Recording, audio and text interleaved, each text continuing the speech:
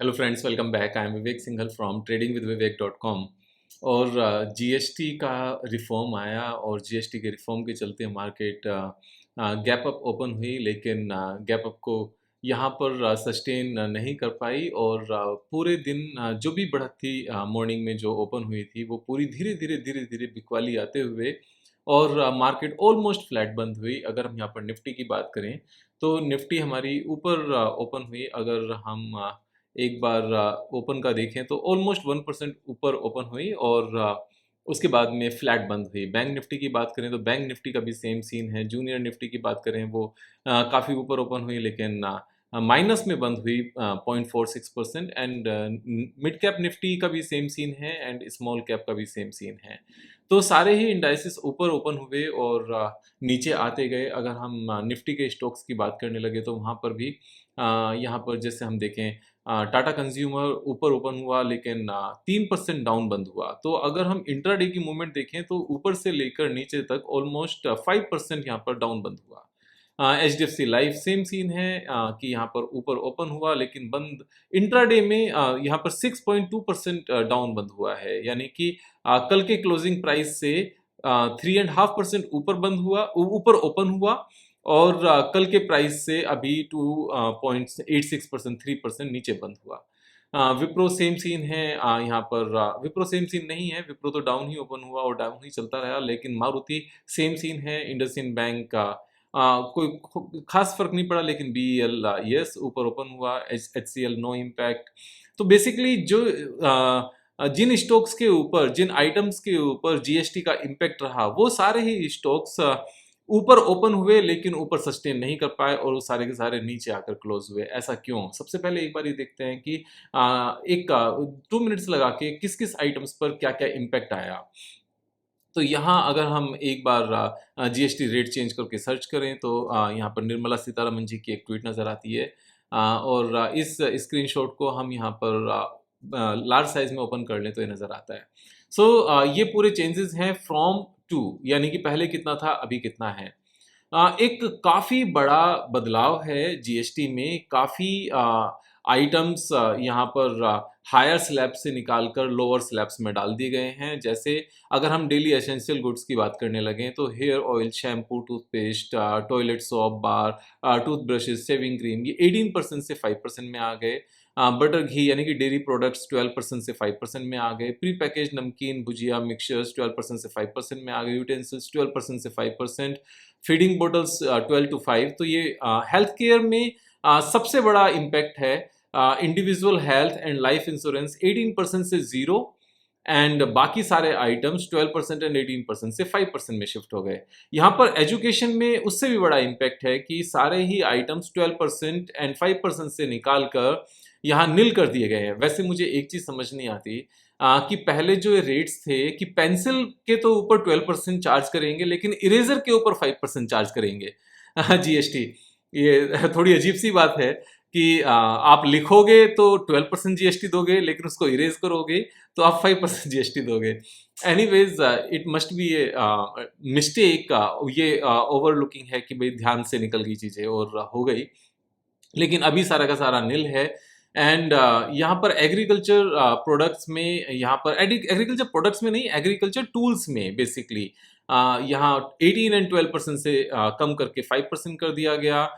Automobile जो small size cars हैं जो बेसिकली हैचबैक कैटेगरीज में हैं, 4 मीटर लेंथ के अंदर अंदर अंदर आती हैं, and diesel 1500 CC and petrol 1200 CC में आती हैं।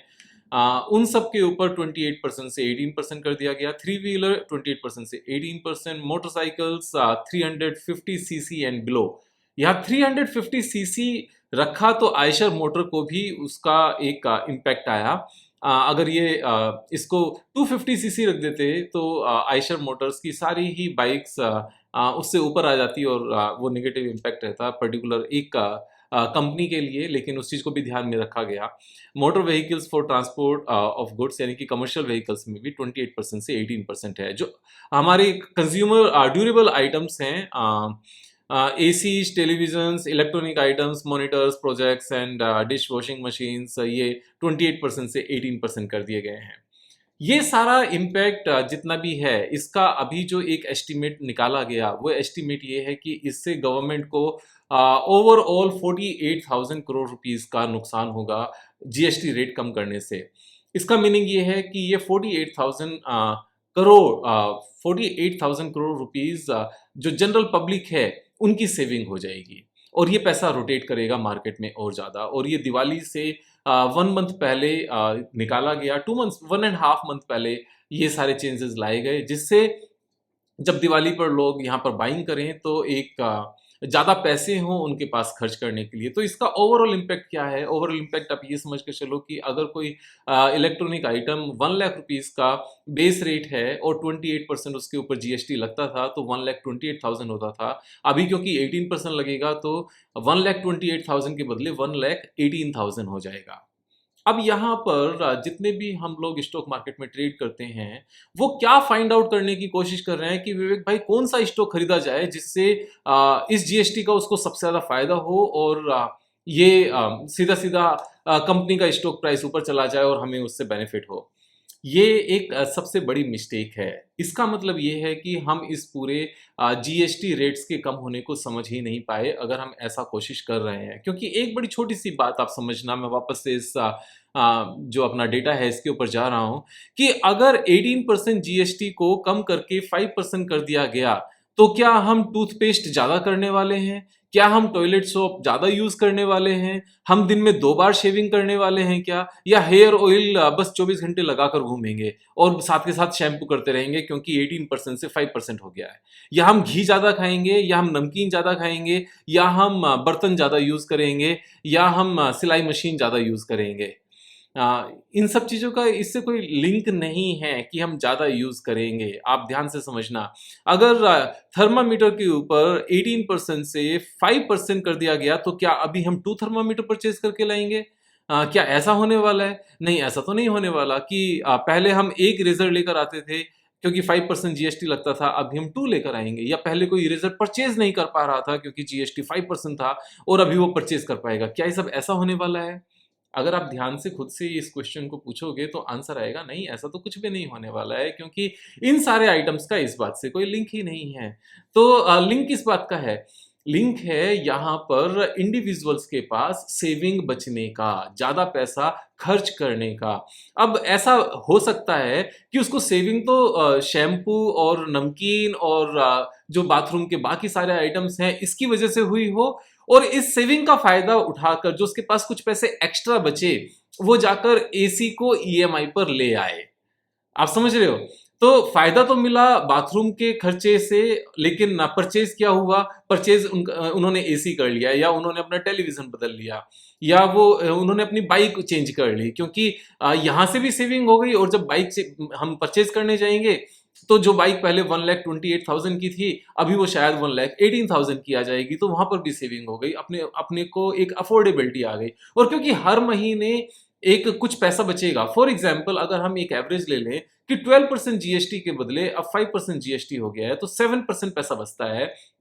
अगर मंथली खर्च हमारा 1 लाख रुपीस का था और 7% का इम्पैक्ट आ जाए, तो अभी हमारा वो खर्च 93,000 का हो जाएगा, यानी कि हमारे पास हर महीने 7,000 रुपीस और बचेंगे, और इस 7,000 रुपीस को हर महीने हम ज़्यादा खर्च कर पाएंगे, यानी कि हम 70,000 80,000 रुपीस का और आइटम परचेज कर पाएंगे और उसकी ईएमआई बनाकर 1 साल में यहाँ पर हम उस आइटम को परचेज कर पाएंगे। इसीलिए बजाज फाइनेंस एकदम से ऊपर गया, क्योंकि लोगों के पास ईएमआई पे करने के पैसे अब बचेंगे जो पहले कम पड़ रहे थे। तो ये 3-4 स्टेप्स गवर्नमेंट की तरफ से जो पहले लिए जाने थे, और मैंने पहले वीडियो में बताया भी था कि why 12 months are going to be bad for Indian market, क्योंकि लोगों के पास सेविंग्स नहीं बच रही थी, और सेविंग्स नहीं बचने की वजह से क्या इम्पैक्ट आ रहा था कि यहाँ पर इकोनॉमिक ग्रोथ स्लो डाउन हो रही थी, और इन सब का रिजल्ट क्या था कि जब इकोनॉमिक ग्रोथ स्लो डाउन होती है तो कंपनीज के प्रोडक्ट्स कम बिकते हैं, कंपनीज के प्रोडक्ट्स कम बिकते हैं, उनके नेट प्रॉफिट कम बढ़ते हैं, और नेट प्रॉफिट कम बढ़ने की वजह से